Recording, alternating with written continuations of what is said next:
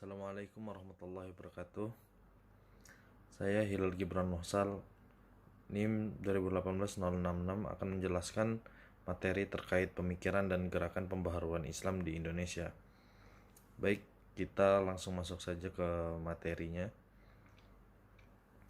Yang pertama, saya akan membahas terkait pemikiran-pemikiran Syekh Ahmad Surkati, yang mana Syekh Ahmad Surkati dalam pemikiran-pemikirannya menjelaskan terkait beberapa metode. Yang pertama adalah dalam bidang agama, yang mana dalam bidang agama ini terbagi menjadi dua, yang mana pertama adalah ijtihad dan taklid, yang mana dijelaskan oleh beliau bahwasannya ijtihad adalah sebuah langkah yang sungguh-sungguh untuk menggali sebuah hukum permasalahan dengan cara menafsirkan ayat-ayat Al-Quran menurut Ahmad Surkati, yang mana ijtihad sangat penting kedudukannya dalam hukum Islam. Bahkan ia beranggapan ijtihad merupakan perintah agama yang berhubungan dengan masalah kemasyarakatan, bukan ibadah yang sesuai dengan perkembangan zaman.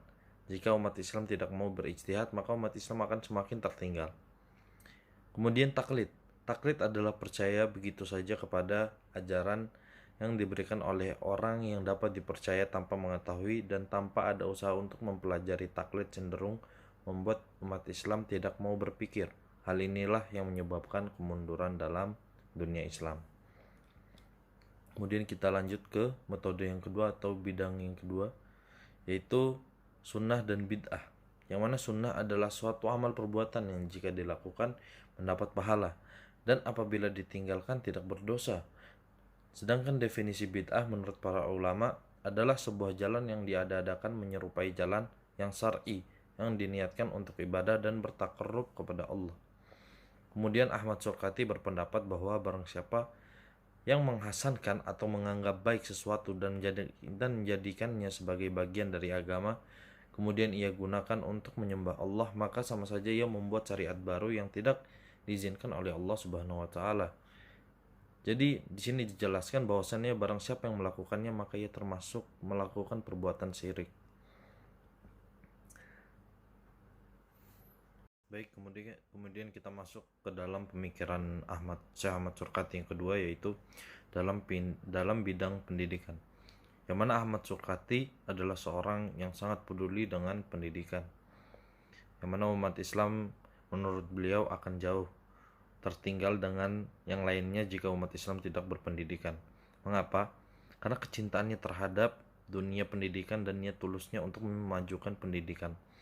Yang mana Ahmad Surkati sendiri sangat senang ketika diminta untuk mengajar di Indonesia, meskipun gaji guru di Indonesia jauh lebih kecil dibandingkan gaji guru di Mekah. Yang mana banyak pemikiran Ahmad Surkati yang dicurahkan untuk memajukan bidang pendidikan, terutama dalam tubuh Al-Irsyad sendiri. Misalnya, ia menyarankan kesatuan kurikulum dan silabus dan penyusunan buku pelajaran serta perpustakaan bagi guru dan mufti. Struktur organisasi pendidikan serta pengajaran ilmu terapan yang akan jadi bekal bagi murid-murid, yang mana mereka kelak tidak mengalami kesulitan dalam mencari pekerjaan. Semua pemikiran-pemikiran Ahmad Surkati dapat diketahui melalui karya-karya tulisnya. Kemudian kita masuk ke pemikiran beliau dalam bidang sosial yang ketiga, yaitu yang mana perubahan melalui pikiran-pikiran yang dilontarkan Syekh Ahmad Surkati ke tengah masyarakat Hadromi di Indonesia mengarah pada dua hal. Pertama, tak lepas dari pendiriannya tentang kemanusiaan. Kedua, peningkatan kualitas manusia melalui proses pendidikan. Namun, apa yang dilakukan Syekh Ahmad Surkati sesungguhnya dilatar belakangi adanya pelampiasan sosial masyarakat Hadromi, di mana kaum Alawi yang dipercayai sebagai keturunan Ali Fatimah, menantu dan anak Rasulullah, dianggap mempunyai kemuliaan atau tafadul tersendiri. Dengan kemuliaan itu mereka mendapatkan kedudukan istimewa. Namun bersamaan dengan keistimewaan itu ada kebodohan yang berkembang subur, yakni kaum Alawi memandang rendah para ilmuwan non-Alawi. Sebagaimana yang kita ketahui bahwasannya habaib-habaib terlalu meninggikan derajat mereka bahwasannya mereka adalah keturunan Ahlul Bait, yang mana itu dapat meremehkan kaum yang lain selain keturunan Alawi, bahwasannya mereka tidaklah lebih mulia di sisi Allah dibandingkan dengan keturunan Alawi atau keturunan Ahlul Bait. Kemudian mereka dengan kemuliaan itu mendapatkan kedudukan yang istimewa, namun bersamaan dengan keistimewaan itu juga terdapat kebodohan yang berkembang subur, yakni kaum Alawi memandang remeh semua hal, baik kaum non Arab dan sebagainya, yang bahkan ada keyakinan bahwa orang syarif atau sayyid berhubungan dengan masalah nasib dan keselamatan akhirat, yakni sebagai wali wasilah antara manusia dan Tuhan. Itu sebabnya anggota masyarakat Hadrami golongan non Alawi seperti terbelenggu untuk menghamba pada golongan Alawi. Kemudian kita masuk ke karya-karya Ahmad Surqati.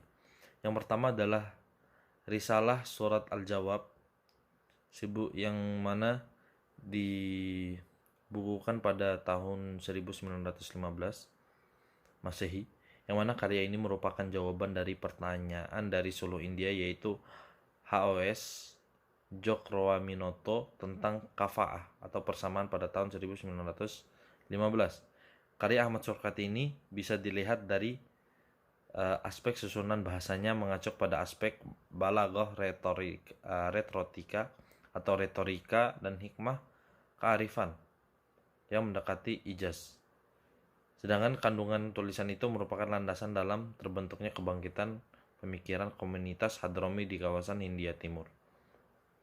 Kemudian karya Ahmad Surqati yang kedua yaitu Risalah Taujih Al-Quran ila Adab Al-Quran pada tahun 1917 Masehi, yang mana risalah ini merupakan bentuk justifikasi dari risalah Surat Al-Jawab. Adapun isi risalah ini yaitu tentang kedekatan seseorang dengan Rasulullah SAW. Bukanlah disebabkan oleh faktor keturunan, tetapi karena ketaatannya dalam menjalankan syariat yang telah dibawa oleh Rasulullah SAW. Kemudian yang ketiga yaitu Al-Wasiyat Al-Amiriyah atau dibukukan pada tahun 1918 Masehi, yang mana buku ini berisi tentang anjuran untuk melaksanakan amar ma'ruf nahi mungkar yang telah diterangkan di dalam Al-Quran dan hadis dan lain-lain.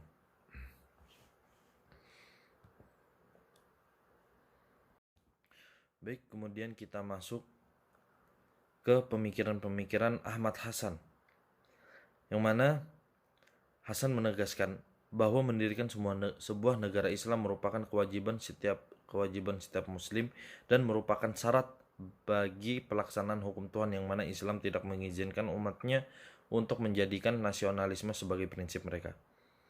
Yang pertama, Islam memerintahkan umatnya untuk berusaha meraih kebebasan dan menyadari bahwa segala sesuatu yang berkaitan dengan hal itu semata-mata karena dengan atas nama Islam.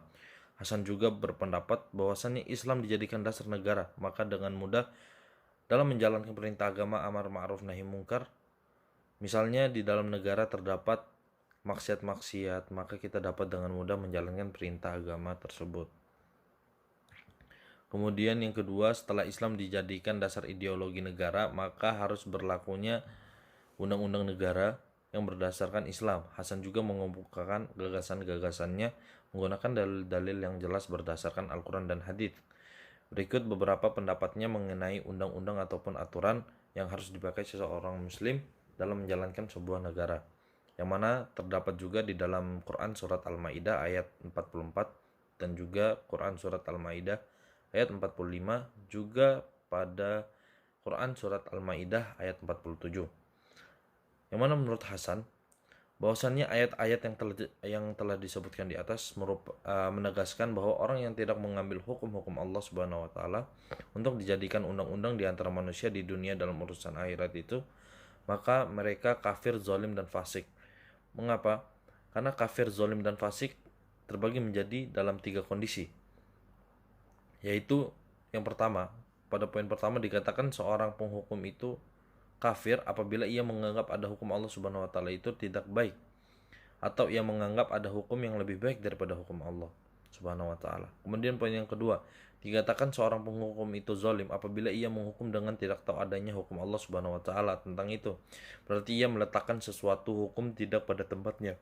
Atau bisa juga dikatakan bahwa yang menghukum dengan hukum yang tidak dari Allah Subhanahu wa taala. Kemudian poin yang ketiga, dikatakan seorang penghukum itu fasik, orang yang durhaka apabila ia tahu ada hukum Allah Subhanahu wa taala tentang satu urusan, akan tapi dengan salah satu sebab dengan terpaksa atau sengaja ia menggunakan undang-undang yang tidak diwahyukan oleh Allah Subhanahu wa taala.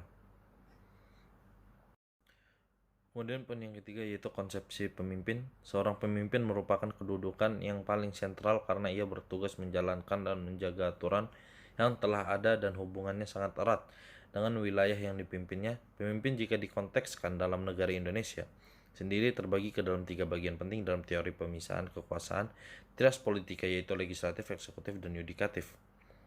Kemudian Hasan juga menjelaskan bahwa muslimin wajib taat kepada siapa saja pemimpin umat Islam asalkan pemimpin yang ditaati itu menghukum dengan kitabullah Al-Quran sekalipun ia seorang budak. Kemudian kita masuk ke karya tulis Ahmad Hasan. Selain di bidang pergerakan sosial keagamaan pada masanya, secara khusus Hasan adalah salah satu perintis upaya penerjemahan dan penafsiran Al-Quran ke dalam bahasa Indonesia dan menghasilkan karya berjudul Al-Furqan Tafsir Quran.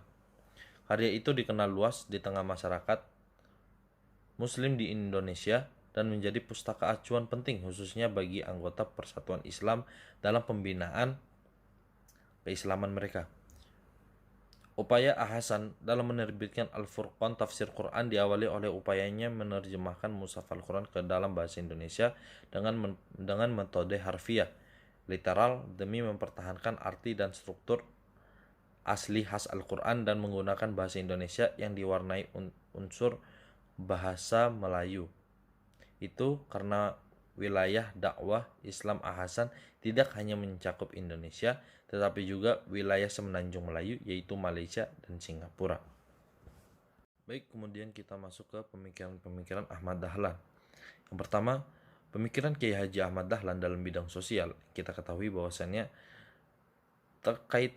keterkaitan hubungan pemikiran Kiai Haji Ahmad Dahlan dalam bidang sosial pada pendidikan IPS atau ilmu pendidikan sosial sebagai transmisi kewarganegaraan, Social Studies as Citizen Transmission, yaitu dari hasil penelitian yang diketahui bahwa dimaksud dengan transmisi kewarganegaraan yakni ada suatu upaya untuk mengajarkan nilai-nilai luhur. Kemudian poin yang kedua yaitu pemikiran Kiai Haji Ahmad Dahlan dalam pembaruan pendidikan Islam di Indonesia, yang mana dalam pembaruan secara etimologis berarti proses perbuatan cara memperbarui. Dalam bahasa Arab disebut dengan tajdid. Adapun kata tajdid mempunyai 3 makna yang saling berhubungan, yaitu 1, sesuatu yang diperbarui itu sebelumnya sudah ada. Kemudian 2, sesuatu itu telah dimakan zaman sehingga mengalami kerusakan. Kemudian yang ketiga, sesuatu itu dikembalikan seperti keadaan semula, yaitu sebelum sesuatu itu rusak.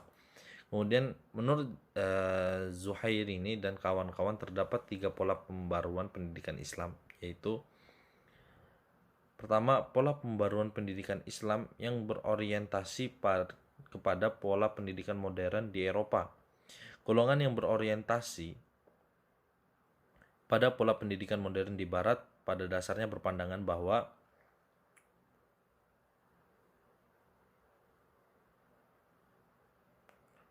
sumber kekuatan kesejahteraan hidup yang dialami oleh Barat adalah sebagai hasil perkembangan ilmu pengetahuan dan teknologi yang mereka capai. Mereka juga berpendapat bahwa apa yang dicapai oleh bangsa-bangsa Barat sekarang ini tidak lain adalah merupakan pengembangan dari ilmu pengetahuan yang berkembang di dunia Islam. Kemudian masuk ke poin B, yaitu gerakan pembaruan pendidikan Islam yang berorientasi pada sumber Islam yang murni. Pola ini berpandangan bahwa sesungguhnya Islam merupakan sumber bagi kemajuan dan perkembangan peradaban dan ilmu pengetahuan modern. Islam sendiri sudah penuh dengan ajaran-ajaran dan pada hakikatnya mengandung potensi untuk membawa kemajuan dan kesejahteraan serta kekuatan bagi umat manusia. Yang mana usaha pembaruan pendidikan yang berorientasi pada nasionalisme atau rasa nasionalisme timbul bersamaan dengan berkembangnya pola kehidupan modern dan dimulai dari barat, yang mana bangsa-bangsa barat mengalami kemajuan rasa nasionalisme yang kemudian menimbulkan kekuatan-kekuatan politik yang berdiri sendiri. Keadaan tersebut mendorong bangsa-bangsa timur pada umumnya untuk mengembangkan nasionalisme. Terima kasih. Oke, materi selanjutnya gerakan pemurnian Islam di Minangkabau pada awal abad ke-19. Pada awalnya ulama Minangkabau merupakan ahli-ahli agama Islam yang memiliki kaitan dengan Minangkabau secara genealogis. Interaksi Minangkabau yang intens dengan Islam setidaknya sejak abad ke-13 telah melahirkan tokoh-tokoh yang terlibat dalam penyebaran Islam di Nusantara. Di Minangkabau ulama begitu populer karena pengaruh mereka dalam perubahan politik dan sosial kemasyarakatan. Mereka menggunakan majalah dan surat kabar serta berbagai bentuk penerbitan dalam penyebarluasan ide-ide mereka. Gerakan pembaruan Islam sempat ditentang oleh ulama kaum tua yang berafiliasi dengan terakat dan kaum adat yang bertahan dengan hukum waris adat menurut garis keturunan ibu. Ketegangan antara kaum muda dengan kaum tua dan kaum kristenisasi dan perjuangan kemerdekaan Indonesia. Seiring meleburnya Minangkabau ke dalam wilayah administratif Sumatera Barat pasca kemerdekaan, istilah ulama Minangkabau bergeser ke ulama yang lahir maupun berkiprah di Sumatera Barat. Yang selanjutnya, perbandingan gerakan antara Islam tradisionalis dan Islam modernis. Gerakan Islam tradisional adalah gerakan yang membangkitkan tradisi Islam sebagai suatu realitas spiritual di tengah modernisme. Aktivitas yang dilakukan kelompok ini bukan lagi pada tataran pertemuan politis, melainkan hati dan pikiran individu yang terkumpul dalam kelompok-kelompok kecil. Kelompok gerakan ini beranggapan bahwa kebangkitan dunia Islam harus bersamaan dengan kebangkitan umat Islam itu sendiri. Sedangkan kalau gerakan Islam modernis adalah paham keislaman yang didukung oleh sikap yang rasional, ilmiah, serta sejalan dengan hukum Tuhan baik yang terdapat dalam Al-Quran maupun alam raya. Islam modernis memiliki pemikiran yang dinamis, progresif, dan mengalami penyesuaian dengan ilmu pengetahuan. Sekian.